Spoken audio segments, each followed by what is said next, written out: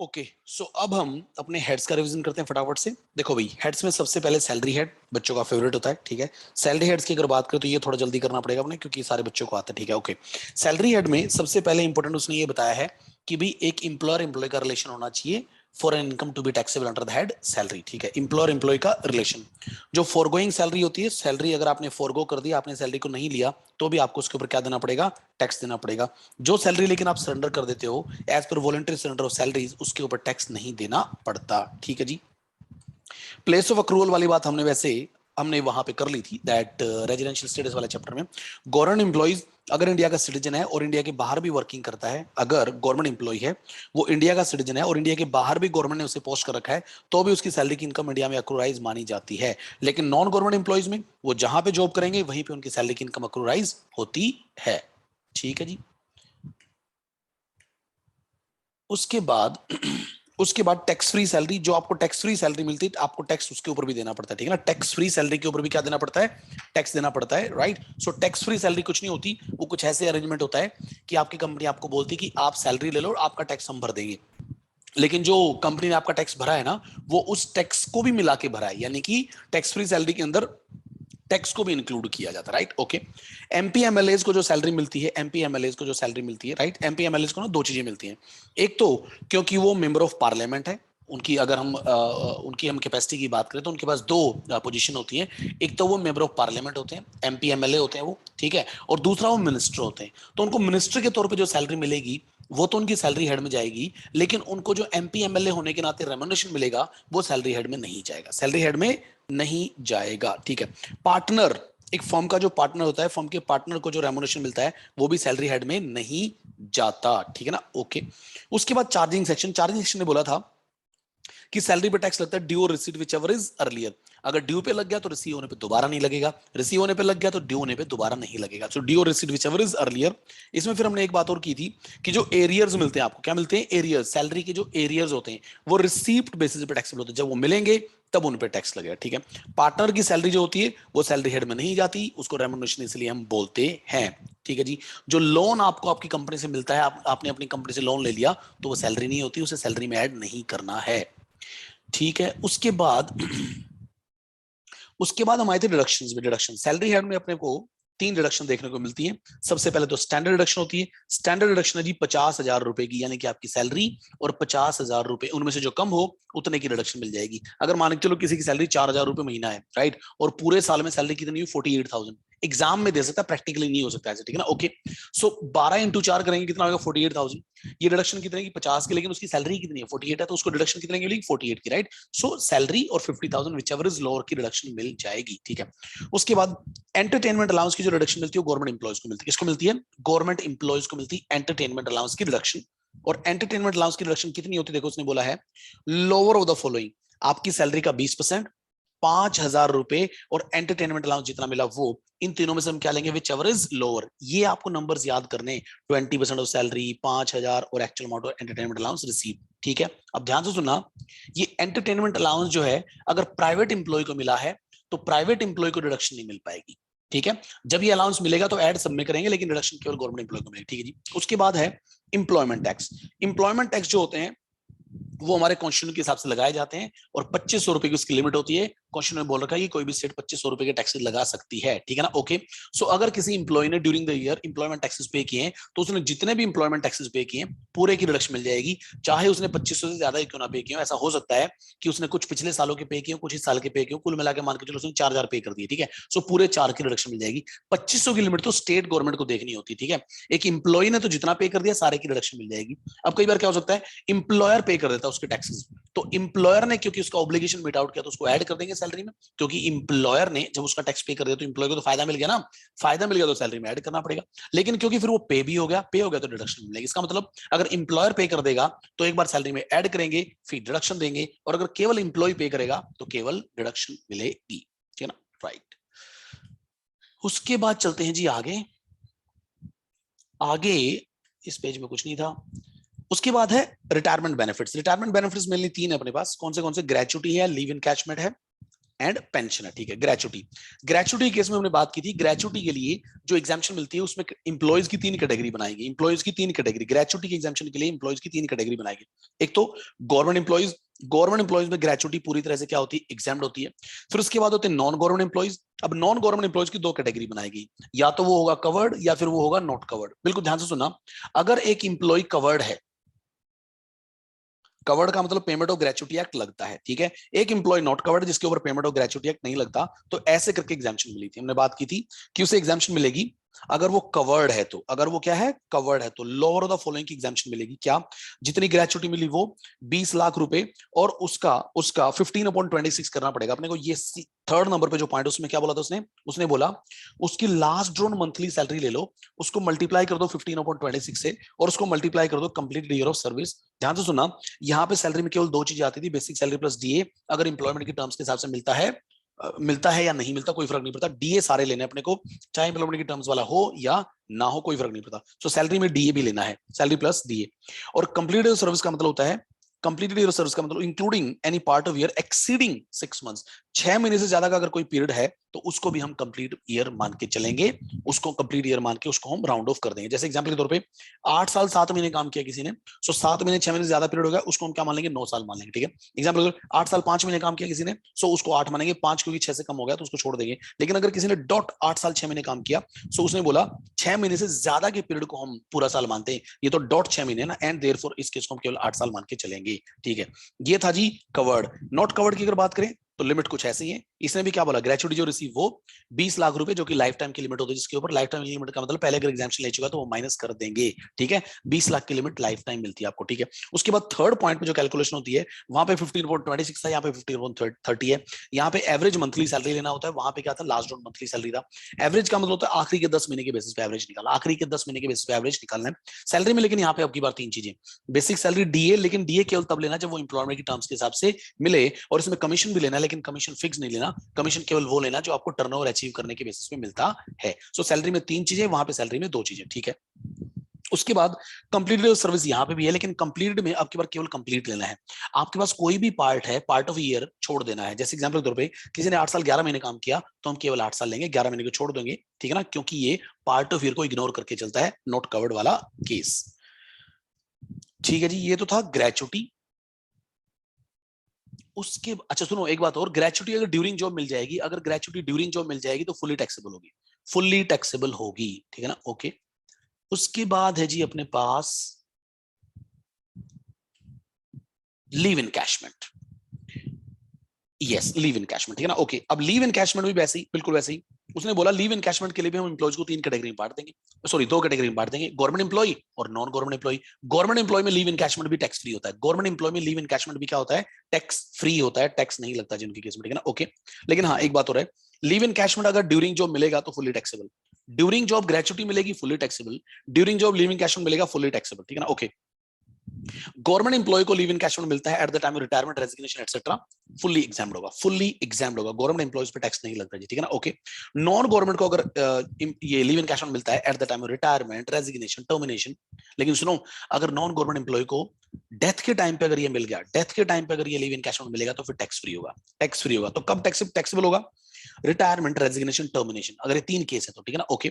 उस केस में उसने बोला कि हम उसको एग्जाम्पशन तो देंगे but lower of the following की, लोअर ऑफ द फॉलोइंग, जैसे ग्रेचुटी में भी क्या था, लोअर ऑफ द फॉलोइंग की एग्जाम्पशन मिलेगी, यहाँ पे भी लोअर ऑफ द फॉलोइंग की एग्जाम्पशन मिलेगी, लेकिन यहाँ पे चार चीजें बता रखी उसने। चार चीजें क्या है, उसने बोला लीव इन कैशमेंट का जितना पैसा आपको मिला वो ले लो, 3 लाख रुपए ले लो, और सैलरी ले लो आखिरी के 10 महीने की। सुनो आखिरी के 10 महीने की सैलरी लेनी है, एवरेज नहीं है, आखिरी के 10 महीने की सैलरी, और लास्ट में फिर एक कैलकुलेशन करनी है। कैलकुलेशन में ये बोलता है कि भाई आप अपनी बची हुई छुट्टियां निकाल लो।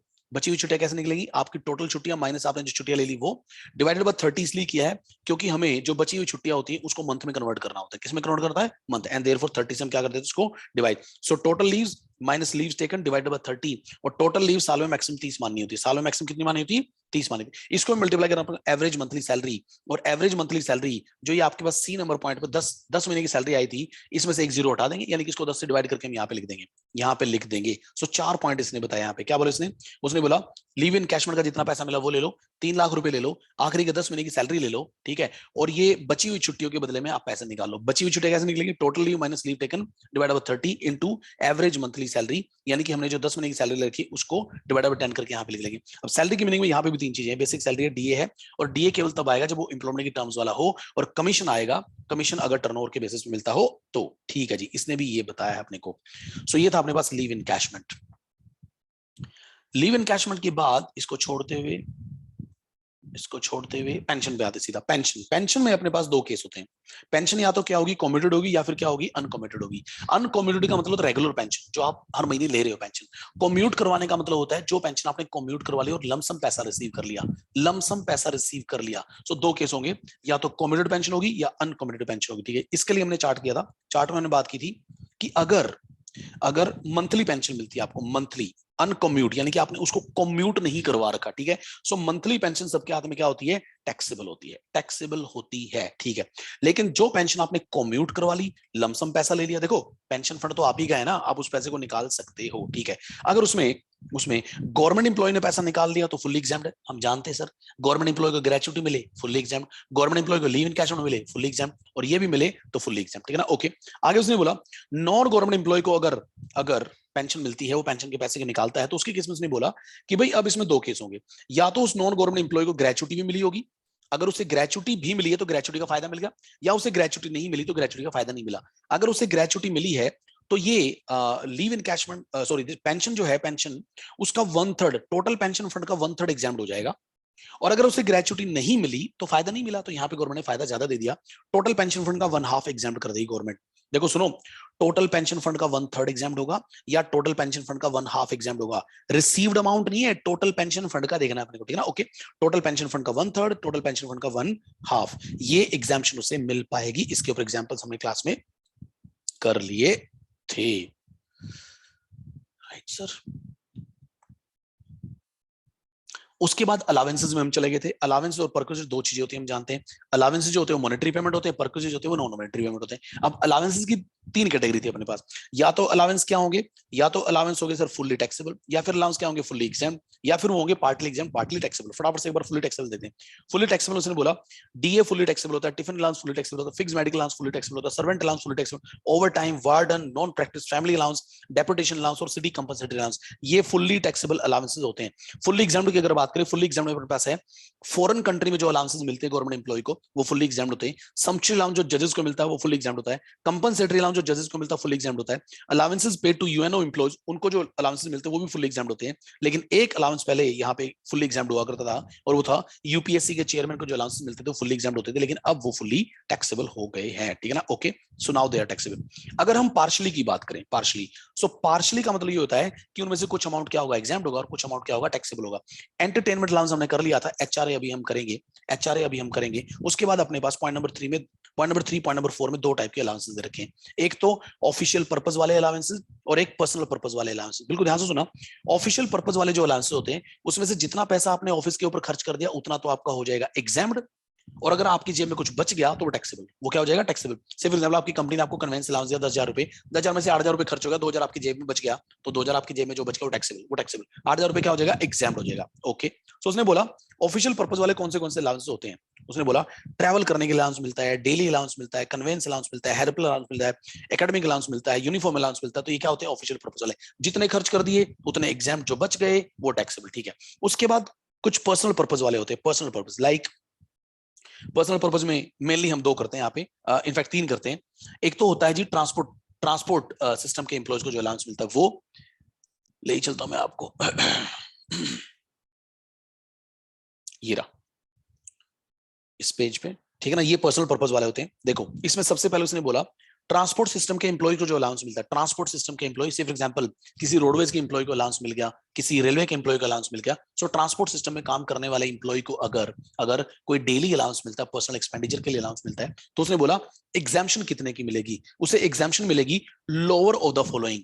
उसे जो अलाउंस मिला उसका 70% और 10,000 रुपए महीना, 70% ऑफ द अलाउंस और 10,000 रुपए महीना, इनमें से हम कर देंगे विच एवर इज लोअर। क्या कर देंगे, विच एवर इज लोअर, उतना रुपए क्या हो जाएगा, एग्जाम्ड हो जाएगा। चिल्ड्रन एजुकेशन अलाउंस जो मिलता है उसमें से ₹100 पर मंथ पर चाइल्ड मैक्सिमम टू 2 चिल्ड्रन की एग्जाम्पशन मिलती है। 100 पर मंथ पर चाइल्ड मैक्सिमम टू 2 चिल्ड्रन की एग्जाम्पशन मिलती है। हॉस्टल में 300 पर मंथ पर चाइल्ड मैक्सिमम टू 2 चिल्ड्रन की एग्जाम्पशन मिलती है। ट्रांसपोर्ट अलाउंस की एग्जाम्पशन केवल मिलती है हैंडीकैप्ड को, और वो भी मिलती है 3200 रुपए पर मंथ। ध्यान से देखना, सब पर मंथ है। 10,000 पर मंथ, 100 रुपए पर मंथ, 300 रुपए पर मंथ, 3200 रुपए पर मंथ। सो ये सारे के सारे पर मंथ के बेसिस पे चलते हैं। इतने रुपए की क्या मिल जाएगी, एग्जाम्पशन मिल जाएगी, ठीक है ना। ओके, उसके बाद अपने पास ना एचआरए था। इसी लिस्ट में क्या था, एचआरए, ये रहा एचआरए, हाउस रेंट अलाउंस। अब देखो भाई, हाउस रेंट अलाउंस जो होता है वो मकान का किराया मिलता है एक किस्म से, हमें मकान का क्या मिलता है, किराया मिलता है। अब जो एचआरए होता है उसकी एग्जाम्पशन कुछ ऐसी होती है। एचआरए में वो ये बोलता है कि भाई एचआरए में आपको जो टोटल एचआरए मिला वो ले लो, टोटल एचआरए, ठीक है जी। उसके बाद आपने जो रेंट पे कर दिया उसमें से अपनी सैलरी का 10% माइनस कर दो, राइट। रेंट पे माइनस सैलरी का 10%। आपको जो टोटल एचआरए मिला वो, मतलब मकान का किराया आपकी कंपनी जो मिला वो, ठीक है। आपने जो रेंट पे किया मकान के लिए उसमें से आपकी सैलरी का 10% माइनस कर दो, और लास्ट में 50% और 40% ऑफ सैलरी आपको लेना है। तो 3 लिमिट उसने बताई, actual amount of HRA, rent minus 10% of salary, और 50 और 40% ऑफ द सैलरी। अब सुनो, 50% होगा अगर वो मकान जो आपने ले रखा वो मेट्रो सिटीज में है, दिल्ली, मुंबई, कोलकाता, चेन्नई में है, तो 50% लेना है, और अगर किसी और जगह पे है तो 40% लेना है, ठीक है ना। ओके, इन तीनों में से विचएवर इज लोअर जो आएगा, इतने रुपए की क्या मिल जाएगी, एग्जाम्पशन मिल जाएगी। क्या मिल जाएगी, एग्जाम्पशन। ध्यान दें, नोएडा और गुड़गांव दिल्ली के आसपास वाला एरिया है, लेकिन 40% लगता है, दिल्ली नहीं है ना, सो 40% लगता है। यहाँ पे भी सैलरी के बारे में बात की तो सैलरी का मीनिंग जो होगा उसमें भी 3 चीजें आएंगी, जैसे हम कर रहे थे पीछे। सैलरी की मीनिंग में 3 चीजें आएंगी, बेसिक सैलरी आएगी, एचआरए आएगा अगर इंप्लॉयमेंट के टर्म्स के हिसाब से मिलता है, और कमीशन आएगा अगर कमीशन आपको परसेंटेज बेस मिलता है, तो नीचे दे रखा है उसने, ठीक है ना। ओके, एक बात और इसने बताई थी यहाँ पे कि सैलरी आपको ना ड्यू बेसिस लेनी है। सैलरी ड्यू बेसिस लेने का मतलब ये होता है कि आपको अगर इस पीरियड में जिस पीरियड में आपको एचआरए मिला है, आपको कोई एडवांस सैलरी मिल गई या आपको एरियर्स मिल गए, तो उनको कंसीडर नहीं करना, एचआरए की कैलकुलेशन में कंसीडर नहीं करना, ठीक है ना। ओके, इसमें फिर एक कहानी और भी थी कि भाई ऐसा हो सकता है कि ड्यूरिंग द ईयर आपकी सैलरी चेंज हो सकती है, ऐसा हो सकता है कि आपका रेंट बदल सकता है, आपका एचआरए बदल सकती है, वो प्लेस बदल सकता है। 50-40 का क्राइटेरिया है टू से, राइट। अगर ड्यूरिंग द ईयर इनमें से कोई भी चीज चेंज हो गई, तो आपको चेंज से पहले की कैलकुलेशन एचआरए की अलग करनी पड़ेगी, और चेंज के बाद की कैलकुलेशन अलग करनी पड़ेगी। सो एचआरए में चेंज से पहले की कैलकुलेशन अलग, चेंज के बाद की कैलकुलेशन अलग करनी पड़ेगी, ठीक है। 3 लिमिट्स एक बार फिर से देख लेते हैं। एचआरए में 3 लिमिट्स क्या होती जी, 3 लिमिट्स होती है सर। एचआरए जितना मिला वो, ठीक है, रेंट माइनस सैलरी का 10%, ठीक है, और 50% और 40% ऑफ दी सैलरी। ओके, सो ये था एचआरए। उसके बाद आगे बढ़ते हैं। हाँ, एचआरए में सुनो, अगर मान के चलो आपकी कंपनी से आपको एचआरए मिलता है, लेकिन आप घर का किराया देते नहीं, आपका खुद का मकान है। अगर खुद का मकान है तो एचआरए की एग्जाम्पशन हमें नहीं मिल पाएगी, या आप पेरेंट्स के मकान में रहते हो और वहां पे आप उनको किराया नहीं देते, सो उस केस में भी आपको एग्जाम्पशन नहीं मिल पाएगी। सो एग्जाम्पशन की केवल तब मिलती है जब हम किराया पे करते हैं, राइट सर। ये हमने कर लिए,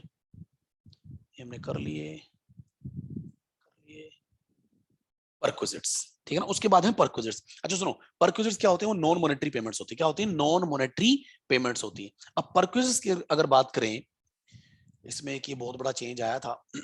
एनीवे, इससे आगे बढ़ते हैं। इस चेंज के ऊपर अभी बहुत टाइम लग जाएगा, अगर इसको उठा लिया तो हम रिवीजन नहीं कर पाएंगे, राइट। परक्विजिट्स की अगर बात करें तो परक्विजिट्स क्या होते हैं, फैसिलिटीज होती है, बेनिफिट्स होते हैं हमें, ठीक है ना। देखो, जो अलावेंसेस होते हैं वो तो मॉनेटरी टर्म में अपने को पैसे मिलते हैं, लेकिन यहाँ पे पैसे नहीं मिलते, यहाँ पे अपने को सुविधाएं मिलती हैं। जैसे रहने के लिए घर मिल गया, है ना, चलाने के लिए गाड़ी मिल गई, ठीक है, जेब में आपको एक क्रेडिट कार्ड मिल गया, काइंड ऑफ। So perquisites. लेकिन अगर किसी को परक्विजिट भी मिले हैं तो उसके ऊपर भी टैक्स लगता है, उसका भी वैल्यूएशन करना पड़ता है। तो सबसे पहले उसने बोला कि अगर आपको रहने के लिए घर मिल गया, क्या मिल गया, रहने के लिए घर। अब सुनो, वो घर का किराया था, यहाँ पे रहने के लिए घर मिल गया, सो घर का वैल्यूएशन कुछ ऐसे होगा। गवर्नमेंट इंप्लॉय है तो लाइसेंस फीस, गवर्नमेंट की लाइसेंस फीस ही वैल्यूएशन होगा, आपको पेपर में दी होगी, आपको उठा के उसको आंसर में लिखना है, ठीक है ना। ओके, उसके बाद non government employee. Government employee में लाइसेंस फीस हो गया। नॉन गवर्नमेंट एम्प्लॉय के केस में 2 केस बनेंगे, या तो मकान जिस मकान में आप रहते हो, या तो एम्प्लॉयर का खुद का होगा, कंपनी का होगा, या फिर वो कंपनी ने किराए पे लेके दिया होगा। अगर वो कंपनी का होगा तो पॉपुलेशन की बेसिस पे वैल्यूएशन होगा। पॉपुलेशन, शहर की पॉपुलेशन ज्यादा तो वैल्यूएशन ज्यादा, शहर की पॉपुलेशन कम तो वैल्यूएशन कम। उसने बोला अगर कंपनी का मकान है तब ऐसा होता है। तो उसने क्या बोला कि अगर उस शहर की पॉपुलेशन 25 लाख से ज्यादा है, 25 लाख से ज्यादा है तो आपकी सैलरी का 15% वैल्यूएशन होगा।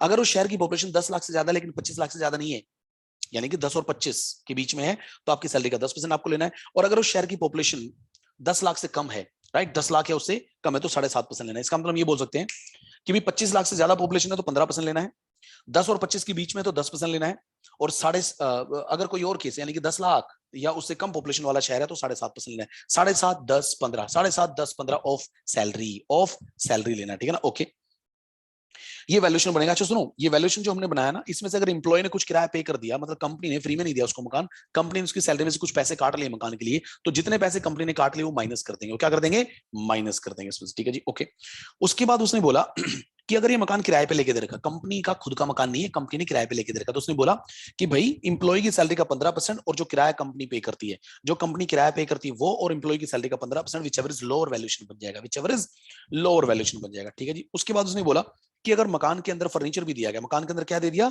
फर्नीचर, तो मकान का वैल्यूएशन करने के बाद उसमें फर्नीचर ऐड कर देंगे, मकान का वैल्यूएशन करने के बाद उसमें क्या ऐड कर देंगे? फर्नीचर ऐड कर देंगे। चार्ट में हमने सारी की सारी चीजें सीख दी। रहा फर्नीचर। अब फर्नीचर का वैल्यूएशन कैसे होता है? फर्नीचर के वैल्यूएशन में दो केस बनेंगे, या तो फर्नीचर कंपनी का होगा या फिर फर्नीचर कंपनी का नहीं होगा। अगर फर्नीचर कंपनी का होगा सो उसकी ओरिजिनल कॉस्ट का 10% पर एनम लेना है, पर एनम 10% पर एनम लेना है, ये वैल्यूएशन बन जाएगा।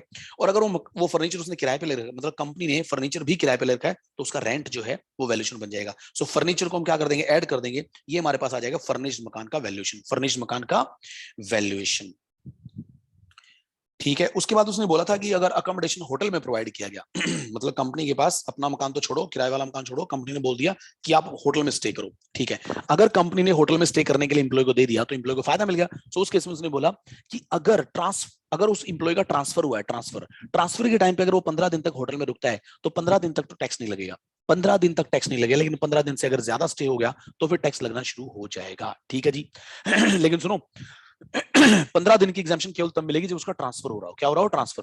अगर उसका ट्रांसफर नहीं हो रहा तो फिर उस केस में 15 दिन की कोई एग्जाम्पशन नहीं मिलती। तो होटल के केस में वैल्यूएशन कैसे बनेगा? उसने बोला सैलरी का 24%, सैलरी का 24%, और जो रेंट जो आपकी कंपनी ने उस होटल को जो किराया पे किया वो, इन दोनों में से whichever is lower, right. So salary का 24% और rent paid to the hotel whichever is lower.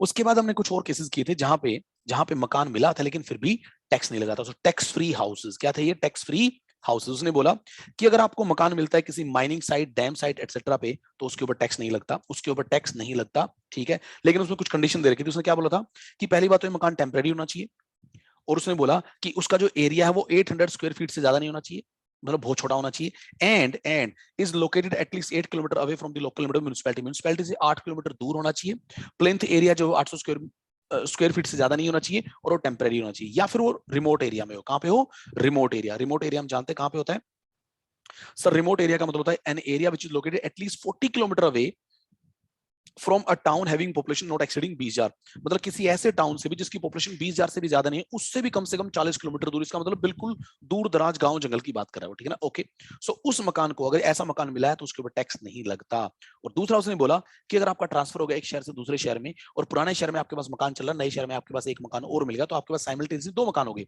दो मकान, एक आपके पुराने शहर में आपके पास चल रहा है, एक आपको नए शहर में मकान मिल गया। सो दो मकान अगर आपके पास मिले हैं, सो 90 दिन तक तो उनमें से एक मकान टैक्सेबल होगा। 90 दिन तक तो दोनों के दोनों टैक्सेबल होंगे। प्लीज 90 दिन तक गवर्नमेंट बोलती है कि एक मकान पे टैक्स लगाएंगे, ऐसा हो सकता है जी, पुराने शहर में मकान चल रहा है, नए शहर में और मकान मिल गया। सो 90 दिन तक तो गवर्नमेंट ने बोला कि हम एक मकान पे टैक्स लगाएं, उनमें से जो आपकी चॉइस हो। डेफिनेटली हम उस पर टैक्स लगाएंगे जिसकी वैल्यू कम आए, ठीक है। लेकिन 90 दिन के बाद फिर वो दोनों के दोनों मकान क्या हो जाएंगे? टैक्सेबल हो जाएंगे। 90 दिन तक केवल एक मिले दो, लेकिन टैक्सेबल एक होगा। 90 दिन के बाद दोनों टैक्सेबल, दोनों टैक्सेबल। तो बताना जी, किसी को 95 डेज के लिए मिले तो हम क्या करेंगे? 90 दिन तक तो एक टैक्सेबल करेंगे, 5 दिन के लिए दोनों टैक्सेबल कर देंगे। याद रहेगा ना? Right sir. सो 90 दिन की एग्जाम्पशन मिलती है एक मकान के लिए। इसके ऊपर बहुत डिटेल में डिस्कशन किया था सैलरी की मीनिंग में। हाँ, सैलरी का मीनिंग, सैलरी की मीनिंग को लेके चलो मैं यहीं पे बता देता हूँ। सैलरी की मीनिंग में, सैलरी का मीनिंग यहाँ पे सबसे बड़ा है। सैलरी की मीनिंग में उसने बोला था सैलरी में सब कुछ आएगा, सैलरी में सब कुछ आएगा। इसका मतलब उसने बोला सैलरी में सैलरी आएगी, सारे के सारे अलाउंसेस आएंगे, डी आएगा, लेकिन डी केवल तब आएगा जब इंप्लॉयमेंट की टर्म्स के हिसाब से मिलता हो, इंप्लॉयमेंट की टर्म्स के हिसाब से मिलता हो तब आएगा, ठीक है ना। और कोई मॉनेटरी पेमेंट आपको मिलती है, वो सारी की सारी मॉनेटरी पेमेंट भी आपको लेनी है, ठीक है। लेकिन परक्विजिट्स नहीं लेने। क्या नहीं लेने? परक्विजिट्स नहीं लेने। सैलरी में परक्विजिट्स आपको नहीं लेने, रिटायरमेंट बेनिफिट्स आपको नहीं लेने, ठीक है ना। ये चीज उसने सैलरी के लिए बताई। तो सैलरी में सब कुछ आएगा, बोनस भी आएगा, राइट। सो सैलरी के लिए बोनस वोनस सब कुछ आपको लेना है। मैंने यहाँ पे लिखा भी होगा सैलरी का मीनिंग, ये रहा सैलरी इंक्लूड। देखो ना क्या क्या आएगा सैलरी में। सैलरी में आएगा जी, बेसिक सैलरी आएगी, डीए आएगा अगर इंप्लॉयमेंट की टर्म्स के हिसाब से मिलता है तो, कमीशन आएगा, बोनस आएगा, ऑल अदर अलाउंस, कोई और अलाउंस आपको मिलता है तो वो भी आएंगे, बाकी कोई और मॉनेटरी पेमेंट है तो वो भी आएगी, ठीक है, लेकिन सैलरी में क्या नहीं आएगा, फिर क्या नहीं आएगा सर? परक्विजिट्स नहीं आएंगे, प्रोविडेंट फंड में एम्प्लॉयर का कंट्रीब्यूशन नहीं आएगा, और रिटायरमेंट बेनिफिट्स नहीं आएंगे, ठीक है ना। ये सैलरी की डेफिनेशन, तीन चीजें बाहर कर दी गई है, बाकी सब कुछ सैलरी में आ जाएगा। Right sir. अगर मिलती है कार, अगर हमारी कंपनी ने हमें क्या दी है, कार, तो कार के केस में दो केस बनेंगे। या तो कार जो है वो होगी, या तो कार होगी इंप्लॉयर की, या फिर इंप्लॉयर ने किराए पे लेके दे रखी, मतलब इंप्लॉयर की कार या किराए वाली कार। और दूसरा केस इंप्लॉय की कार, इंप्लॉय की कार, तो इंप्लॉयर की कार और इंप्लॉय की कार। अब दो केस बनेंगे इसमें, ध्यान से देखना। सिचुएशन वन बोलता है कि अगर कार इंप्लॉयर की है, किसकी कार है? इंप्लॉयर। सुनो ध्यान से बिल्कुल, इसने क्या बोला, इंप्लॉयर की कार अगर पूरी तरह से ऑफिस में चलेगी तो कोई वैल्यूएशन नहीं। अरे इंप्लॉयर की कार है, पूरी तरह से ऑफिस में चल रही है, तो उसी का तो काम, उसी की कार है, उसी का काम है, एंड देयरफॉर कोई वैल्यू नहीं, राइट, ठीक है। इंप्लॉय की कार अगर पूरी तरह से ऑफिस में चलेगी तो इंप्लॉय को फायदा थोड़ी और नुकसान हो रहा है। इंप्लॉय की कार वो ऑफिस में चला रहा है केवल, घर पे लेके नहीं जा रहा, घर पे उसको खाना नहीं मिलेगा, राइट, ओके। सो इंप्लॉय की कार पूरी तरह से ऑफिस में चल रही, कोई वैल्यूएशन नहीं बनेगा, इंप्लॉय को फायदा थोड़ी, उल्टा हो रहा है यहाँ पे, तो इंप्लॉय अपने इंप्लॉयर को फायदा दे रहा है, ठीक है ना, नो वैल्यूएशन। इसका मतलब एक रूल समझ में आ गया कि अगर कार पूरी तरह से ऑफिस में चलेगी तो कोई वैल्यूएशन नहीं बनेगा, क्योंकि इंप्लॉय को फायदा नहीं हो रहा, ठीक है ना, ओके। उसके बाद उसने बोला कि भी अगर अगर कार पूरी तरह से घर में यूज होती है, इंप्लॉयर की कार पूरी तरह से घर में यूज करता है। अब सुनो, इंप्लॉयर की कार को अगर इंप्लॉय घर पे यूज करेगा तो कार की कॉस्ट का 10% लेना है, और कार के ऊपर जो खर्चे हुए वो खर्चे भी लेने हैं। कार की कॉस्ट का 10% पर एनम लेना है, और जो खर्चे हुए वो लेने हैं। इसका मतलब एक्चुअल एक्सपेंसेस प्लस कार की कॉस्ट का 10%, तो वो तो कार के लिए हो गया, एक्सपेंसेस अलग से आपको ऐड करने पड़ेंगे, ठीक है, ओके। अगर अगर अगर कार दोनों जगह पे यूज होती है, अब की बार सुनो, पहले क्या हो रहा था, पूरी तरह से ऑफिस में यूज हो रही थी, कोई वैल्यूएशन नहीं, पूरी तरह से घर में यूज हो रही थी, वैल्यूएशन बनेगा, क्या बनेगा, कार की कॉस्ट का 10% और एक्चुअल एक्सपेंसेस। लेकिन अब की बार कार दोनों जगह पे यूज हो रही है, अगर कार दोनों जगह पे यूज होती है तो नोशनल वैल्यूएशन होता है, हम बात करते हैं नोशनल वैल्यूएशन करना पड़ेगा, क्योंकि ये नहीं बता लगा सकते ना कि कार कितनी कहां पे यूज हो रही है, राइट। सो नोशनल वैल्यूएशन की बात करो तो इसमें दो केस बनेंगे। या या तो कार के या तो कार के जो पर्सनल यूज के एक्सपेंसेस हैं, कौन से, if all the expenses are met by employer, सारे खर्चे अगर एम्प्लॉयर उठाता है, या पर्सनल यूज के खर्चे एम्प्लॉय उठाता है। यानी कि अगर पर्सनल यूज के खर्चे एम्प्लॉय उठाता है तो ये वैल्यूएशन बनेगा, और अगर सारे खर्चे एम्प्लॉयर उठाता है, मतलब पर्सनल भी ऑफिशियल भी सारे खर्चे एम्प्लॉयर उठाता है, तो वैल्यूएशन ज्यादा। देखो, आपके खर्चे अगर कंपनी ने उठा लिए तो डेफिनेटली आपको फायदा ज्यादा मिल गया, तो वैल्यूएशन ज्यादा बनेगा, लेकिन अगर आपने अपने खर्चे खुद उठाए हैं तो फिर वैल्यूएशन कम बनेगा। सो इंप्लॉय ने अगर अपने खर्चे खुद उठाए हैं, तो अगर वो छोटी कार है तो 600 रुपए पर मंथ वैल्यूएशन बनेगा, बड़ी कार है तो 900 रुपए पर मंथ वैल्यूएशन बनेगा, बट ये नोशनल है। ये क्या है, नोशनल। छोटी कार क्या होगी, बड़ी कार क्या होगी, इसके बारे में बात करेंगे, लेकिन अभी के लिए समझ लेते हैं कि अगर कार की क्यूबिक कैपेसिटी, इंजन की कैपेसिटी 1.6 लीटर से ज्यादा है तो बड़ी कार है, और अगर वो 1.6 लीटर या उससे कम है तो स्मॉल कार है। याद रहेगा, बड़ी कार होगी 1.6 लीटर से ज्यादा, ठीक है, जिसको हम 1600 सीसी या उससे ज्यादा भी बोलेंगे। 1600 सीसी से ज्यादा वाली कार बड़ी होती है, और 1600 सीसी या उससे कम वाली कार छोटी होती है, ठीक है। सो अगर वो छोटी कार है तो 600 रुपए, बड़ी कार है तो 900 रुपए। सिमिलरली अगर सारे खर्चे कंपनी ने उठा दिए, इंप्लॉय के खर्चे भी कंपनी ने उठा दिए, तो उस केस में उसने बोला कि अगर वो छोटी कार है तो 1800 रुपए वैल्यूएशन, बड़ी कार है तो 2400 रुपए वैल्यूएशन। सो 1800, 2400, 600, 900 ये वैल्यूएशन बनेगा, डिपेंडिंग अपॉन खर्चे कौन उठा रहा है। अगर ड्राइवर दिया गया तो ड्राइवर के 900 रुपए पर मंथ एक्स्ट्रा ऐड करने हैं, ठीक है जी। अब आते हैं, कार है इंप्लॉय की, कार इंप्लॉय की है, खर्चे इंप्लॉयर उठा रहा है, कार इंप्लॉय की है, खर्चे इंप्लॉयर उठा रहा है। देखो जी, उसने क्या बोला, उसने बोला अगर कार पूरी तरह से ऑफिस में चलेगी, हम बात कर चुके, वैल्यूएशन नहीं बनेगा। जब भी कार पूरी तरह से ऑफिस में चलती है वैल्यूएशन नहीं बनता, ठीक है, ओके। दूसरा केस, कार दो जगह पे चलती है, दो जगह पे चलती है, ऑफिस में भी चलती है और घर में भी चलती है, ठीक है जी। अब इस केस में फिर से नोशनल वैल्यूएशन करना पड़ेगा। अब जब नोशनल वैल्यूएशन करना पड़ेगा तो यहाँ पे वैल्यूएशन करने का तरीका थोड़ा डिफरेंट। उसने बोला कि भी कार के जितने खर्चे कंपनी ने उठाए ना, कार के जितने खर्चे कंपनी ने उठाए उसमें से आप माइनस कर देना। छोटी कार के लिए 800 रुपए पर मंथ, बड़ी कार के लिए 2400 रुपए पर मंथ, ड्राइवर है तो 900 रुपए उसके भी माइनस कर देना। तो ये माइनस करने के बाद इसका मतलब यहाँ पे 1800 2400 की क्या मिलेगी, डिडक्शन। इंप्लॉयर ने जो खर्चे उठाए वो माइनस 1800 2400 करने के बाद अब जो बचेगा वो वैल्यूएशन बन जाएगा, ठीक है ना, ओके। और तीसरा केस क्या बनेगा, अगर कार को पूरी तरह से पर्सनल यूज किया जा रहा है, पर्सनल, ठीक है जी, कार पर्सनल यूज करेंगे तो कार के ऊपर जो इंप्लॉयर ने खर्चे उठाए ना, केवल वही वैल्यूएशन बनेगा। कार की कॉस्ट का 10% क्यों नहीं आएगा, क्योंकि कार तो खुद इंप्लॉय की है, राइट। सो केवल इंप्लॉयर ने जो खर्चे उठाए वो ही लेने पड़ेंगे, याद रहेगा ना, राइट सर। बड़ी कार छोटी कार हमने कर लिया, अदर व्हीकल को करते नहीं। उसके बाद आगे चलते हैं। उसके बाद है, अच्छा सुनो, कार फैसिलिटी अगर कोई देता है, मान के चलो कंपनी अपने इंप्लॉयज को बोलती है कि हम आपको ऑफिस से घर से ऑफिस ड्रॉप करने का काम अपने आप कर देंगे, तो उस केस में वैल्यूएशन नहीं बनेगा, कोई भी वैल्यूएशन नहीं बनेगा, ठीक है। उसके बाद उसने बोला था कि जो गार्डनर स्वीपर वगैरह होते हैं, गार्डनर स्वीपर अगर आपकी कंपनी आपको प्रोवाइड करती है तो उसमें कॉस्ट टू इंप्लॉयर को हम क्या मानेंगे, वैल्यूएशन, कॉस्ट टू इंप्लॉयर को वैल्यूएशन मानेंगे। घर के साथ में अगर गार्डनर दिया गया तो उसका अलग से वैल्यूएशन नहीं करना होगा। ठीक है जी। उसके बाद उसने बोला था गैस बिजली पानी के कनेक्शन। गैस बिजली पानी के कनेक्शन में अगर वो फैसिलिटी इंप्लॉयर की है, किसकी है? इंप्लॉयर की। इंप्लॉयर की फैसिलिटी है तो मैन्युफैक्चरिंग कॉस्ट लेंगे, और अगर वो फैसिलिटी जो है इंप्लॉयर ने खरीद के दे रखी है तो फिर इंप्लॉयर की जेब से जितने पैसे खर्च हुए वो आपके हाथ में वैल्यूएशन बन जाएगा, वो वैल्यूएशन बन जाएगा। ठीक है। उसके बाद एजुकेशनल फैसिलिटी में इसमें थोड़ा कंफ्यूजन था। एजुकेशनल फैसिलिटी जो होती है उसमें उसने बोला कि अगर एजुकेशनल फैसिलिटी इंप्लॉयर का खुद का स्कूल है या फिर किसी और का स्कूल है, यानी कि इंप्लॉयर का खुद का स्कूल नहीं है, सो दो केस बनेंगे। दो केस बनेंगे। यहाँ पे लिखा था क्या हमने? यहाँ नहीं लिखा हमने, ठीक, कोई नहीं, एनीवे। अगर इंप्लॉयर का अपना स्कूल है या इंप्लॉयर ने किसी दूसरे स्कूल के साथ टाई अप कर रखा, ठीक है जी। उसने बोला इंप्लॉयर का अपना स्कूल है या किसी स्कूल के साथ टाई अप कर रखा, तो उसमें अगर ये एजुकेशन बच्चों के लिए प्रोवाइड की गई है, बच्चों के लिए, तो वैल्यूएशन कुछ ऐसे बनेगा। सिमिलर स्कूल की फीस ले लेंगे, सिमिलर स्कूल की फीस ले लेंगे और उसमें से 1,000 रुपए पर मंथ माइनस कर देंगे। अब जो बचेगा उसको वैल्यूएशन बोलेंगे। लेकिन सुनो, इसके ऊपर दो व्यूज हैं। एक व्यू ये बोलता है कि 1,000 रुपए पर मंथ पर चाइल्ड की एग्जाम्पशन मिलती है यहाँ पे, जो बाकी बचेगा वो टैक्सेबल। पहली बात तो सिमिलर स्कूल, इंप्लॉयर का स्कूल जो होता है ना, तो सिमिलर स्कूल की फीस लेते हैं, उसमें से माइनस करते हैं 1,000 रुपए। लेकिन एक व्यू ये भी बोलता है कि अगर सिमिलर स्कूल की फीस 1,000 रुपए से ज्यादा चलेगी तो पूरी टैक्सेबल। मतलब वो ये कह रहा है कि 1,000 रुपए की एग्जाम्पशन नहीं मिलेगी, राइट। सो एक व्यू बोलता है कि 1,000 रुपए माइनस कर दो, 1,000 से ऊपर जितना बचेगा वो टैक्सेबल। एक व्यू बोलता है अगर 1,000 को क्रॉस करेगा तो पूरा टैक्सेबल। ठीक है। आपको पेपर में क्या करना है? आपको पेपर में करना है 1,000 से ज्यादा चला गया तो पूरा टैक्सेबल, 1,000 से ज्यादा चला गया तो पूरा टैक्सेबल करना है आपको पेपर में। ठीक है, हमने यहाँ पे लिखा भी हुआ है। दो व्यूज हैं, दो व्यूज हैं। सो जहां पे दो व्यूज होते हैं वो कंफ्यूजन वाला पॉइंट होता है, वो पेपर में नहीं पूछा जाता नॉर्मली। ठीक है। अगर वो किसी और फैमिली मेंबर को दिया जा रहा है, सो सिमिलर स्कूल की फीस ले लेंगे बस। किसी और फैमिली मेंबर के केस में 1,000 रुपए वाली बात नहीं है, ये केवल बच्चों के लिए होती है। ठीक है ना, ओके। और बच्चों पे यहाँ पे कोई भी लिमिट नहीं होती। ठीक है।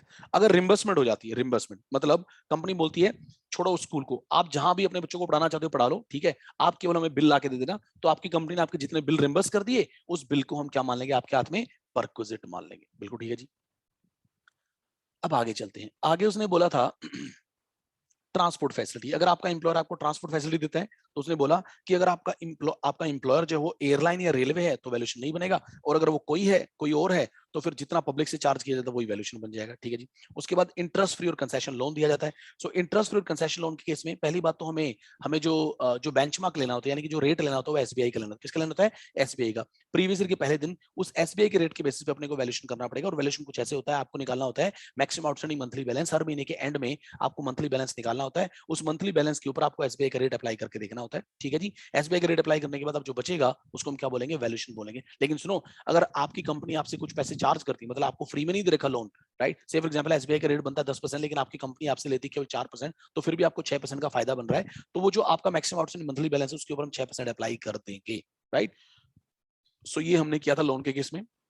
अब लोन में लेकिन दो लोन माफ थे। एक तो पेटी लोन, अगर आपका लोन 20,000 रुपए तक का है तो लोन माफ होगा, उसके ऊपर टैक्स नहीं लगेगा। और एक अगर आपने लोन लिया किसी स्पेसिफाइड डिजीज के लिए तो वो लोन भी माफ होता है, उसके ऊपर भी परक्विजिट ना मान के टैक्स नहीं लगता, उसके ऊपर टैक्स नहीं लगता।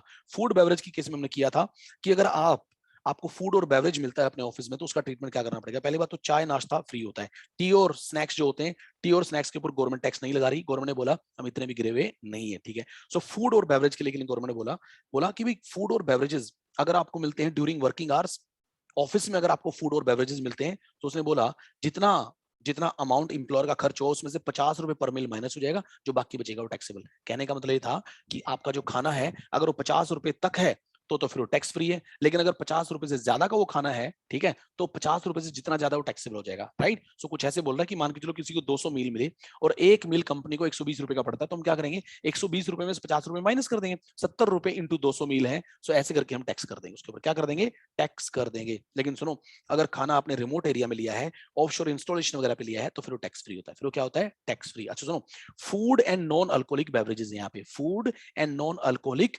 बेवरेजेस दोनों के ऊपर ये रूल लगता है। टी और स्नैक्स नीचे दे रखे हैं, टी और स्नैक्स के ऊपर टैक्स नहीं लगता।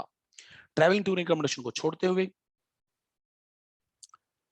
गिफ्ट और वाउचर कर लेते एक बार फटाफट से। देखो, अगर आपकी कंपनी आपको गिफ्ट देती है, गिफ्ट उसमें दो केस हो सकते हैं, या तो गिफ्ट होगा काइंड में या फिर गिफ्ट होगा मनी में। ठीक है। अगर मनी में गिफ्ट है तो एंटायर अमाउंट टैक्सेबल है, एंटायर अमाउंट टैक्सेबल है। और अगर काइंड में तो 5,000 की लिमिट है, अगर 5,000 रुपए तक का है तो टैक्स फ्री है, और अगर 5,000 रुपए से ज्यादा है तो फिर excess amount taxable, excess amount taxable. से फॉर एग्जाम्पल आपकी कंपनी ने आपको 6,000 रुपए घड़ी दे दी, 1,000 रुपए टैक्सेबल। ठीक है। आपकी कंपनी ने आपको 4,000 रुपए कैश दे दिया, पूरा 4 टैक्सेबल, क्योंकि जो 5,000 की लिमिट है वो केवल काइंड पे लगती है। किस पे लगती है? काइंड। कैश पे लिमिट नहीं लगती। क्रेडिट कार्ड आपने जितना क्रेडिट कार्ड ऑफिस के लिए यूज कर लिया कोई टैक्स नहीं लगेगा, क्योंकि आपने कंपनी का कार्ड कंपनी के पर्पस से यूज किया, कोई टैक्स नहीं लगेगा। लेकिन अगर कार्ड को आपने पर्सनल यूज कर लिया तो फिर टैक्स लग जाएगा। उसके बाद था यूज ऑफ मूवेबल एसेट्स। अगर आप कंपनी की मूवेबल एसेट्स को यूज करेंगे तो मूवेबल एसेट के यूज करने पर टैक्स देना पड़ेगा आपको जी, ठीक है जी। लेकिन मूवेबल एसेट में उसने बोला चार चीजें छोड़ दी। उसने बोला लैपटॉप छोड़ दो, कंप्यूटर छोड़ दो, कार छोड़ दो, है ना, और मोबाइल छोड़ दो। उसने बोला लैपटॉप छोड़ दो, कंप्यूटर छोड़ दो, कार छोड़ दो और मोबाइल छोड़ दो, ठीक है ना, मोबाइल और लैंडलाइन छोड़ दो। कार इसलिए हटा दी यहां से क्योंकि कार का वैल्यूएशन अलग से कर चुके हैं। लैपटॉप, डेस्कटॉप, मोबाइल फोन और दैट लैंडलाइन ये ऑफिस के काम में यूज आते हैं, राइट। सो इनके ऊपर टैक्स नहीं लगता जी। सो किस चीज का यूज करना फ्री है जिस पे टैक्स नहीं लगता? लैपटॉप का यूज करना, कंप्यूटर का यूज करना, लैंडलाइन का यूज करना, मोबाइल का यूज करना कंपनी का काम माना जाता है, देयरफॉर उस पर टैक्स नहीं लगता। उसके बाद जो बाकी एसेट बच गई, से फॉर एग्जांपल आप कंपनी का फर्नीचर यूज कर रहे हो, क्या यूज कर रहे हो? फर्नीचर। कंपनी ने आपको टीवी प्रोवाइड कर रखा है तो उसके ऊपर आपको टैक्स देना पड़ेगा। और सिंपल रूल बोलता है कि उस वो जो एसेट आप यूज कर रहे हैं उसकी एक्चुअल जो ओरिजिनल कॉस्ट है उसका 10% लेना होता है, उसका 10% पर एनम लेना होता है, ठीक है ना। ओके, सो ये वैल्यूएशन बनता है जी मूवेबल एसेट के केस में। उसके बाद था अगर आप कंपनी से एसेट खरीद लेते हो सस्ते में, अगर आपने कंपनी से सस्ते में एसेट खरीदे तो उसका क्या करना पड़ेगा? सस्ते में एसेट खरीदने का मतलब ये होता है कि भाई वो एसेट कंपनी ने कभी महंगे में खरीदी थी, उसके बाद आज आप उस एसेट को खरीद लेते हो सस्ते में, तो सस्ते में खरीदने का मतलब आपको फायदा मिला है। अगर आपको फायदा मिला है तो उस फायदे का क्या करना पड़ेगा, वो ये कहना चाह रहा है। फायदे के लिए उसने बोला कि भाई आप कुछ ऐसे करो, हाँ, उसने बोला कि आप क्या करो, वो जो ट्रांसफर हुआ है उस ट्रांसफर में एक्चुअल कॉस्ट ले लो। आप क्या ले लो? एक्चुअल कॉस्ट, जितने में वो कंपनी ने उस एसेट को खरीदा था वो लेके उसमें से डेप्रिसिएशन माइनस कर दो, डेप्शन माइनस कर दो। अब डेप्शन माइनस करने के लिए पहली बात तो ईच कंप्लीटेड ईयर लेने अपने को, ईच कंप्लीटेड। इसका मतलब ये है कि अगर मान के चलो कंपनी को एसेट खरीदे हुए 3 साल 8 महीने हो गए तो आपको केवल 3 साल लेने हैं, 8 महीने छोड़ देने हैं, कंप्लीटेड ईयर लेने हैं। डेप्रिसिएशन कंप्लीटेड ईयर की देनी है अपने को, ठीक है। अब डेप्शन के रेट अलग अलग होंगे। उसने बोला अगर कंप्यूटर और इलेक्ट्रॉनिक आइटम है तो उसके ऊपर 50% डब्ल्यूडीवी का मेथड का रेट लगाना है। अगर वो मोटर कार है तो उसके ऊपर भी डब्ल्यूडीवी लेकिन 20%। और अगर वो कोई और एसेट है तो उसके ऊपर एसएलएम मेथड और वो भी 10%। याद रखना 50% डब्ल्यूडीवी किसके ऊपर? कंप्यूटर एंड इलेक्ट्रॉनिक आइटम के ऊपर, 20% डब्ल्यूडीवी मोटर कार्स के ऊपर, ठीक है जी। उसके बाद उसने बोला एसएलएम मेथड लग जाएगा बाकी एसेट्स के ऊपर, बाकी एसेट्स के ऊपर एसएलएम मेथड लग जाएगा, ठीक है जी। तो ये माइनस करने के बाद, डेप्शन माइनस करने के बाद अब जो बचेगा ये वैल्यू आ गई। इस वैल्यू में से अगर आपने कुछ पैसा पे कर दिया तो माइनस करने के बाद अब जो आएगा वो परक्यूजेट बन जाएगा। बिल्कुल ध्यान से फिर से बताता हूँ। उसने बोला कि भाई अगर आपने कंपनी से एसेट खरीद ली तो एसेट खरीदने का मतलब आपको फायदा हुआ होगा। से फॉर एग्जांपल कंपनी ने कभी कोई फर्नीचर खरीदा था, बहुत महंगा था, 50,000 रुपए का, और थोड़ा पुराना तो हो गया था, ठीक है, लेकिन आप उस फर्नीचर केवल 5,000 रुपए में खरीद लाए, राइट, तो आपको फायदा हुआ। तो वो बोलता है कि उस फर्नीचर का पहले आज का प्राइस निकाल लो। आज का प्राइस कैसे निकलेगा? जितने में खरीदा था 50,000 रुपए माइनस उसमें से डेप्शन माइनस कर देंगे। अब डेप्शन कैसे माइनस करेंगे? ईच कंप्लीटेड ईयर की डेप्शन माइनस करेंगे। अगर वो कंप्यूटर इलेक्ट्रॉनिक आइटम है तो 50% डेप्शन का रेट लेना है, डब्ल्यूडी मेथड लेना है। अगर मोटर कार है तो उसमें आपको 20% का रेट लेना है, डब्ल्यूडी मेथड लेना है। डब्ल्यूडीवी 50, डब्ल्यूडीवी 20 और एसएलएम 10, ये रेट आपको लेने हैं। ये आ जाएगा। इसमें से अगर आपने कुछ पैसे पे किए कंपनी को, जैसे अपने इस एग्जांपल में 5,000 रुपए आपने पे किया था, माइनस कर देंगे, बाकी बचेगा परक्विजिट मान लेंगे। ओके, इसको छोड़ते हुए medical facility provided outside India, एक बार ये फटाफट से देख लेते हैं। देखो जी, अगर मेडिकल फैसिलिटी अब मेडिकल फैसिलिटी में दो केस हो सकते हैं, या तो मेडिकल फैसिलिटी इंडिया में प्रोवाइड होगी या फिर इंडिया के बाहर प्रोवाइड होगी। फैसिलिटी है, मेडिकल अलाउंस नहीं है, फैसिलिटी है, ठीक है। ओके, अगर अगर मेडिकल फैसिलिटी इंडिया में प्रोवाइड होती है, अब देखो इंडिया में कैसे प्रोवाइड हो सकती है। इंप्लॉयर का हॉस्पिटल हो सकता है, परक्विजिट नहीं बनेगा, निल बनेगा। गवर्नमेंट हॉस्पिटल हो सकता है, परक्विजिट निल बनेगा। कोई अप्रूव्ड हॉस्पिटल हो सकता है, परक्विजिट निल बनेगा। याद रखना प्लीज, कौन से हॉस्पिटल्स? उसने बोला कि इंप्लॉयर का हॉस्पिटल है या इंप्लॉयर ने किसी हॉस्पिटल के साथ टाई अप कर रखा है, परक्विजिट नहीं बनेगा। आपने आपने मेडिकल फैसिलिटी लिया, आपने उस हॉस्पिटल में इलाज करवाया, फ्री में आपका इलाज हुआ, फायदा तो हुआ है, लेकिन फिर भी गवर्नमेंट बोलती है हम टैक्स नहीं लगाएंगे। इंप्लॉयर के हॉस्पिटल में इलाज करवाने पर टैक्स नहीं लगता, गवर्नमेंट हॉस्पिटल में इलाज करवाने पर टैक्स नहीं लगता, ठीक है ना, किसी अप्रूव्ड हॉस्पिटल में इलाज करवाने पर टैक्स नहीं लगता। और कोई और प्राइवेट हॉस्पिटल अगर होगा तो उसपे फुल्ली टैक्सेबल। प्राइवेट हॉस्पिटल में इलाज करवा ले तो फुल्ली टैक्सेबल हो जाए। कैसे होगा टैक्सेबल? आपकी कंपनी ने मान के चलो आपको बोला कि आप प्राइवेट हॉस्पिटल में इलाज करवा लो, जितने पैसे लगेंगे हम आपको दे देंगे। सो आपकी कंपनी से आपको जो पैसा मिला प्राइवेट हॉस्पिटल में इलाज करवाने के लिए, सो पूरा का पूरा पैसा आपके हाथ में क्या हो जाएगा? टैक्सेबल। तो अगर आपने वो पैसा खर्च किया होता, किसी गवर्नमेंट हॉस्पिटल में इलाज करवा के पैसा खर्च किया होता, तो फिर उस पैसे के ऊपर टैक्स नहीं लगता, लेकिन प्राइवेट हॉस्पिटल में इलाज करवाने पर टैक्स लगता है, ठीक है जी। अगर आपकी कंपनी ने आपको ग्रुप हेल्थ इंश्योरेंस पॉलिसी दे रखी, ग्रुप हेल्थ इंश्योरेंस पॉलिसी दे रखी है, उसके ऊपर भी टैक्स नहीं लगता, ठीक है। उसके बाद इंडिया के बाहर इलाज है। इंडिया के बाहर जब इलाज होता है तो मेनली 3 टाइप के खर्चे होते हैं। आने जाने का खर्चा, ठीक है, वहां पे रहने का खर्चा और वहां पे मेडिकल ट्रीटमेंट का खर्चा। ध्यान से सुनना, मेडिकल ट्रीटमेंट और स्टे का खर्चा, दो खर्चे, वहां के दो खर्चे, मेडिकल ट्रीटमेंट और वहां का स्टे का खर्चा, इसके ऊपर आरबीआई की लिमिट लगती है। क्या लगती है? आरबीआई की लिमिट। अगर ये दो खर्चे आरबीआई की लिमिट के अंदर है तो इन पर टैक्स नहीं लगेगा, और अगर ये आरबीआई की लिमिट से ज्यादा चलेगी तो जितने ज्यादा है एक्सेस अमाउंट टैक्सेबल हो जाएगी। ठीक है ना? ओके। और जो ट्रैवल का खर्चा होता है, ट्रैवल का खर्चा, वो उसकी सैलरी के ऊपर डिपेंड करता है, उसकी सैलरी कितनी है। अगर इनफैक्ट सैलरी नहीं, उसकी टोटल इनकम, अगर उसकी उसकी इनकम 2 लाख रुपए तक है पूरे साल की, अगर उसकी इनकम 2 लाख रुपए तक है तो ट्रैवल का खर्चा टैक्सेबल नहीं होगा। लेकिन अगर उसकी इनकम 2 लाख से रुपए ज्यादा चलेगी तो ट्रैवल का पूरा खर्चा टैक्सेबल हो जाएगा। सो हमने खर्चे 3 बना दिए यहाँ पे। क्या क्या खर्चे हैं सर? वहां के दो खर्चे, वहां पे रहने का खर्चा, वहां पे इलाज का खर्चा और आने जाने का खर्चा। वहां के जो दो खर्चे उस पर तो आरबीआई की लिमिट लगी, आरबीआई की लिमिट तक है तो टैक्स फ्री है, आरबीआई की लिमिट से ज्यादा चला गया तो एक्सेस अमाउंट टैक्सेबल हो जाएगा। लेकिन आने जाने का जो खर्चा है उसके ऊपर उसकी सैलरी देखनी है, मतलब उसकी इनकम देखनी है। अगर उसकी इनकम 2 लाख रुपए तक है तो पूरा एग्जाम्ड हो जाएगा, और अगर उसकी इनकम 2 लाख से ज्यादा चलेगी तो पूरा टैक्सेबल। ये या तो पूरा एग्जाम्ड होगा या पूरा टैक्सेबल, या तो पूरा एग्जाम्ड या पूरा टैक्सेबल।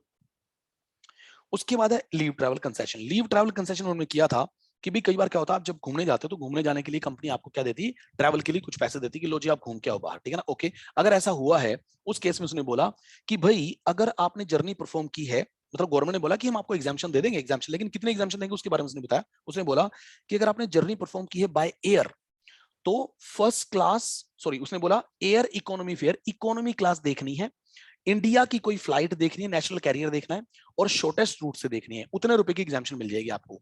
अगर आपने जर्नी परफॉर्म की बाय एयर तो उसने बोला economic fare, national carrier, shortest route, उतने रुपए क्या मिल जाएगी? एग्जाम्शन। अगर आपने जर्नी एयर से परफॉर्म नहीं की, लेकिन वो जो डेस्टिनेशन जहां पे आप गए हो वहां पे रेल चलती है, मतलब आप गए तो कैसे भी हो लेकिन उस डेस्टिनेशन का रेल से कनेक्शन है, जहां से आप गए हो जहां पे आप गए हो उन दोनों डेस्टिनेशन को रेल से कनेक्शन मिला हुआ है, तो उसने बोला उस केस में लिमिट लगेगी first class AC rail fair shortest route, rail का फर्स्ट क्लास लेना है, फर्स्ट क्लास, ठीक है, उतने की लिमिट लग जाएगी। अगर उससे ज्यादा आपकी कंपनी ने आपको पैसा दिया है इस घूमने जाने के लिए तो बाकी क्या हो जाएगा? टैक्सेबल। ठीक है, ओके। उसके बाद रेल से कनेक्शन नहीं है, अगर रेल से कनेक्शन नहीं तो आपको चेक करना पड़ेगा क्या पब्लिक ट्रांसपोर्ट चलता है क्या वहां पे? पब्लिक ट्रांसपोर्ट मतलब गवर्नमेंट की बसेस, ठीक है। अगर पब्लिक ट्रांसपोर्ट चलता है तो उसने बोला उसमें लिमिट बनेगी फर्स्ट क्लास और deluxe class fair shortest route, deluxe buses जो होती है ना उनका जो जो फेयर बनता है उसकी लिमिट लगेगी, उतने तक की आपको एग्जाम्पशन मिल जाएगी। सो उसने बोला economy fare, national carrier, shortest route की एग्जाम्पशन मिलेगी अगर आप एयर से गए। अगर आप एयर से नहीं गए लेकिन रेल का कनेक्शन है तो रेल की जो फर्स्ट क्लास की टिकट होती है उतने रुपए की एग्जाम्पशन मिल जाएगी। ठीक है। अगर वहां पे रेल नहीं चलती, मतलब रेल का कनेक्शन नहीं है, तो पब्लिक ट्रांसपोर्ट देख लो, पब्लिक ट्रांसपोर्ट में फर्स्ट क्लास बसेज जो होती है उनकी लिमिट लग जाएगी, उतने तक की एग्जाम्पशन मिल जाएगी। और अगर वहां पे पब्लिक ट्रांसपोर्ट नहीं है तो फिर आपको देखना पड़ेगा ऐसी ट्रैवल आपने कितने किलोमीटर की और उस किलोमीटर के लिए आपको रेल का फेयर निकालना पड़ेगा, इक्विवेलेंट रेल फेयर निकालना पड़ेगा, उतने रुपए क्या मिल जाएगी? एग्जाम्पशन। और उससे जो ज्यादा पैसा है आपका वो टैक्सेबल हो जाएगा। ध्यान से सुनना, ये एग्जाम्पशन मिलती है केवल ट्रैवल टिकट्स के लिए। किसके लिए? Travel tickets. सो आपका जो खर्चा हुआ होटल के स्टे पे, आपका जो खर्चा हुआ फूड के ऊपर, उसकी एग्जाम्पशन नहीं मिलेगी, वो पूरा का पूरा अमाउंट आपका टैक्सेबल हो जाएगा। और सुनो, घूमने जब आप जाएंगे तो ऐसा तो है नहीं कि अकेले जाएंगे, अगर मान के चलो आप अकेले भी घूमने गए हो तो आपके लिए एग्जाम्पशन मिल जाएगी, लेकिन अगर आपके साथ फैमिली गई है तो फैमिली को एग्जाम्पशन मिल जाएगी, फैमिली को एग्जाम्पशन मिल जाएगी, मतलब एग्जाम्पशन आपके लिए भी है, आपकी फैमिली के लिए भी, एग्जाम्पशन सबके लिए मिलेगी। ठीक है ना? ओके। कैरी फॉरवर्ड, ये एग्जाम्पशन ना 4 सालों में 2 बार मिलती है, 4 सालों में 2 बार एग्जाम्पशन मिलती है। तो चार चार सालों का जो कैलेंडर ईयर होता है उसमें एग्जाम्पशन हम 2 बार ले सकते हैं, ऐसा नहीं है हर साल मिलेगी, नहीं नहीं, 4 सालों में 2 बार मिलेगी। ठीक है, ओके। अगर दो बार आप एग्जाम्पशन नहीं ले पाए तो आप उसको कैरी फॉरवर्ड कर सकते हो, लेकिन सुनो दोनों कैरी फॉरवर्ड नहीं हो सकती, केवल एक एग्जाम्पशन कैरी फॉरवर्ड हो सकती है। ठीक है। उसके बाद उसने बोला बच्चों के लिए, बच्चों के लिए उसने बोला बच्चों के लिए भी एग्जाम्पशन मिल सकती है, लेकिन बच्चों पर लिमिट लगेगी अगर उन बच्चों का डेट ऑफ बर्थ 1 अक्टूबर 1998 के बाद है, यानी कि 1 अक्टूबर 1998 के बाद अगर बच्चे पैदा हुए तो ऐसे 2 बच्चों को एग्जाम्पशन मिल पाएगी, 2 से ज्यादा बच्चों को एग्जाम्पशन नहीं मिल पाएगी। तो ये लिमिट कब लगी है? ये उन बच्चों पे लिमिट लगी जिनका डेट ऑफ बर्थ 1 अक्टूबर 1998 या उसके बाद का है। हालांकि इसमें बहुत फनी कहानी भी थी जिसको हम नहीं कर रहे अभी। कोविड रिलीफ छोड़ देते हैं। उसके बाद है प्रोविडेंट फंड्स। प्रोविडेंट फंड्स में तो ये समरी की थी हमने। देखो भाई, प्रोविडेंट फंड्स जो होते हैं, प्रोविडेंट फंड में कुछ ऐसे होता है, हम जानते हैं प्रोविडेंट फंड एम्प्लॉय के वेलफेयर के लिए होते हैं और प्रोविडेंट फंड अपने कितने होते हैं? मेनली 4 होते हैं। अब 4 प्रोविडेंट फंड्स में अगर एसपीएफ की बात करें, SPF statutory provident fund, statutory provident fund में इंप्लॉयर से जो आपको कंट्रीब्यूशन मिला, जो इंप्लॉयर से कंट्रीब्यूशन मिला वो एग्जाम्ड है। आपका खुद का जो कंट्रीब्यूशन है उसके लिए आपको एटीसी की डिडक्शन मिलेगी। आपको आपको जो उसके ऊपर इंटरेस्ट मिला वो इंटरेस्ट भी एग्जाम्ड है, और उसका विड्रॉल जो करेंगे आप वो विड्रॉल भी एग्जाम्ड है। ठीक है। इसका मतलब हम ये बोलेंगे स्टैट्यूटरी प्रोविडेंट फंड जो होता है उसमें इंप्लॉय के कंट्रीब्यूशन के लिए उसे एटीसी की रिडक्शन मिलती है, इंप्लॉयर का कंट्रीब्यूशन फुल्ली एग्जाम्ड है, इंटरेस्ट फुल्ली एग्जाम्ड है, विड्रॉल भी फुल्ली एग्जाम्ड है। एसपीएफ में ऐसा होता है, ठीक है। अब आते हैं आरपीएफ में, रिकॉग्नाइज प्रोविडेंट फंड। एसपीएफ ना स्टैट्यूटरी प्रोविडेंट फंड, यानी कि वो गवर्नमेंट एम्प्लॉइज के केस में लगता है, ठीक है ना। ओके, नॉन गवर्नमेंट एम्प्लॉइज यानी कि private employees, statutory provident fund. उसने बोला स्टैट्यूटरी प्रोविडेंट फंड एम्प्लॉय के कंट्रीब्यूशन के लिए 80C की रिडक्शन मिलेगी, ठीक है। इंप्लॉय के कंट्रीब्यूशन के लिए क्या मिलेगी, 80C की रिडक्शन मिलेगी। इंप्लॉयर का कंट्रीब्यूशन उसकी सैलरी के 12% तक एग्जाम होगा, 12 से ज्यादा बन गया तो सैलरी हेड में टैक्सेबल हो जाएगा, excess amount, excess amount, excess amount. अगर इंप्लॉयर ने 14% कंट्रीब्यूशन तो 2% टैक्सेबल हो जाएगा सैलरी हेड में, ठीक है। 12 की तो एग्जाम्शन आपको मिल जाएगी। उसके बाद है इंटरेस्ट, इंटरेस्ट में 9.5% तक एग्जाम्शन मिल जाएगी, उससे ऊपर जो बच गया वो टैक्सेबल हो जाएगा, उससे ऊपर जो बच गया वो क्या हो जाएगा, टैक्सेबल हो जाएगा। विड्रॉल जो है, विड्रॉल पे कुछ कंडीशन अगर पूरी कर दी, विड्रॉल पे कुछ कंडीशन पूरी कर दी तो फुल एग्जाम्ड होगा, और अगर कंडीशन पूरी नहीं कर दें तो टैक्स लग जाएगा। तो क्या लग जाएगा, टैक्स। सो भाई आरपीएफ में विड्रॉल पे कंडीशन पूरी करने पे फुल एग्जाम्ड होता है, और कंडीशन अगर पूरी नहीं करेंगे तो फिर टैक्स लग जाएगा, और टैक्स लगेगा कुछ ऐसे, ये यूआरपीएफ की तरह टैक्स लगेगा। अभी इसके बारे में बात करेंगे, इसके बारे में बात करेंगे, ठीक है ना। ओके, अब बात करते हैं पीपीएफ। सबसे पहले पीपीएफ, पब्लिक प्रोविडेंट फंड।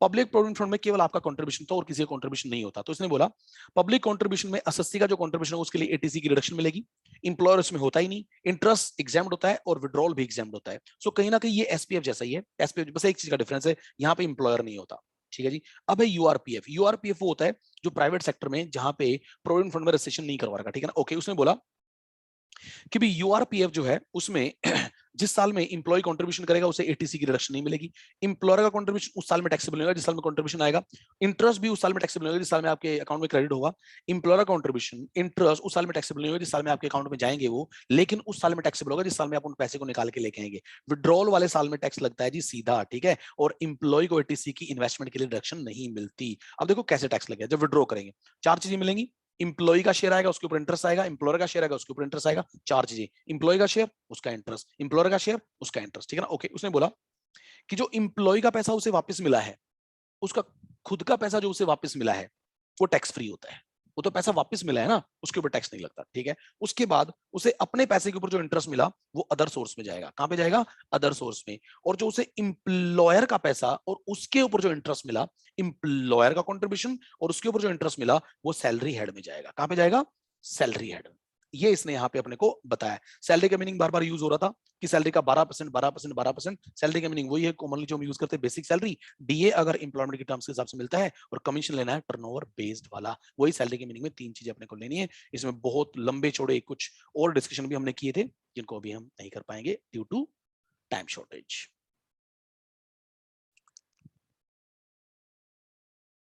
ठीक है, तो ये था सैलरी का चैप्टर।